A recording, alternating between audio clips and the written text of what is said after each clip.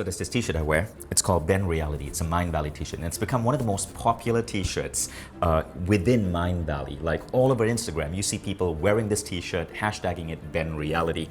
But I want to tell you where this phrase came from, because this phrase means something a lot to me.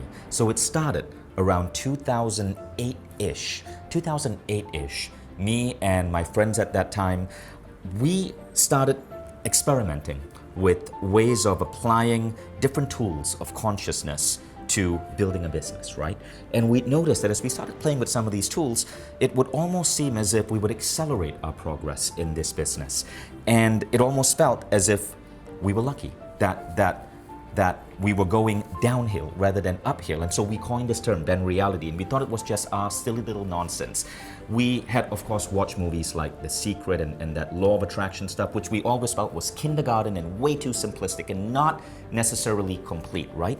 But playing around with different tools that allowed you to access altered states, that allowed you to merge with different elements of consciousness, we found that as entrepreneurs we could accelerate that flow. But we thought it was just us, and we thought this Ben Reality phrase just belonged to us until October 2011, when a man by the name of Walter Isaacson released a book called Steve Jobs. And in that book, 3 times he uses the phrase Ben Reality. So check this out, right? Because this is fascinating. Now, the first time he mentioned it in the book had to do in a conversation between Steve and another entrepreneur by the name of Bushnell. Bushnell was the founder of Atari. If you grew up in the 80s like me, you remember Atari games.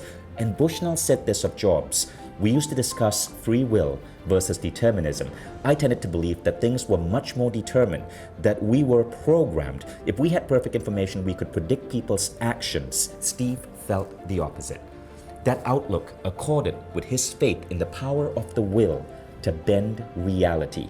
Okay, now let's go further. Now, isn't that really cool? Steve Jobs felt differently. He felt in the power of the will to bend reality. Now, Isaacson goes deeper and he explains it like this. At the root of his reality distortion was Jobs' belief that the rules didn't apply to him. He had some evidence for this. In his childhood, he had often been able to bend reality to his desires.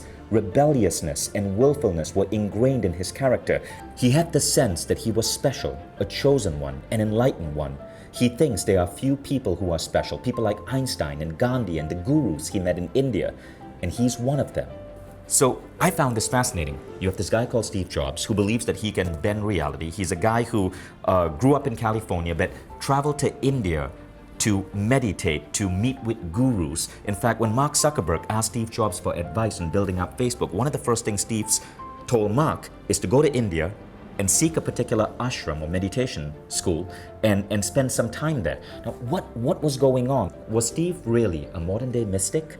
Now, as you read more about Steve Jobs, you start noticing that he had this incredible ability to make bold declarations and then make it happen.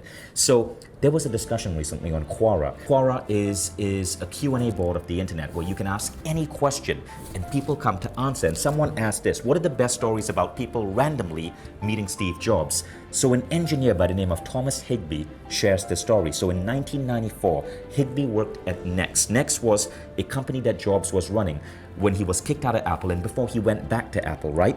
So Higbee says he was in the break room with 2 colleagues. They were making a bagel and Steve walks in to make his bagel. And then Steve, out of the blue, turns to them and goes, "Who is the most powerful person in the world?"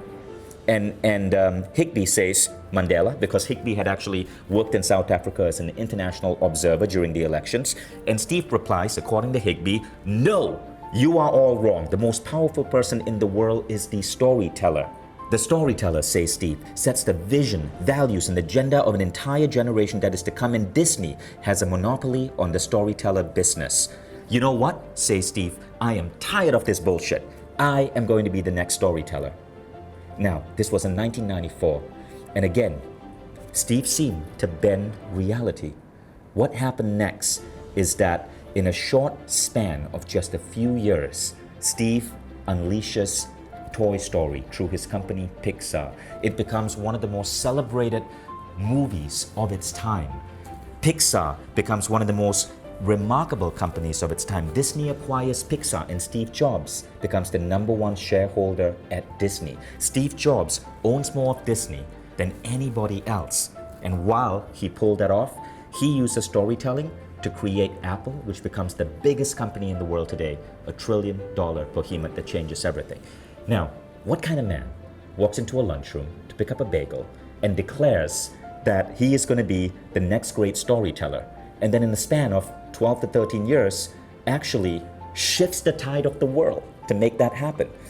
And that's why I believe that there is such a thing as people who have the ability to create mass influence in the world. And I honestly don't know what's going on. I don't know why it works, but I know that if you look at the ancient Indian sages, the gurus at the ashrams that Steve went to study at, they talk about the world as an illusion. They talk about the world as Maya. And they say that with the right training, you can shift this Maya. You can, in short, bend reality. So if you find these ideas fascinating, I certainly do, and I've been exploring these ideas for almost a decade now. I've used many of these ideas to create the life that I want, to create Mindvalley and other companies I've created. I'm certainly like a tiny slice of that compared to masters like Steve Jobs, and yes, I call him a master. But what I like to do is to create a structured approach so that not just I can do it, but thousands of people can play with these ideas. And I encourage you to check out this masterclass I'm doing, where I go deep in the topic. It's about an hour 10 minutes, and I think you'll find it fascinating. The title of the masterclass is Bend Reality. So check it out. It's completely free. If you like the masterclass, you might want to enroll in some of the Mindvalley programs. The advertisements are at the back of it. But this masterclass is completely free, and I think you're absolutely going to find this idea intriguing.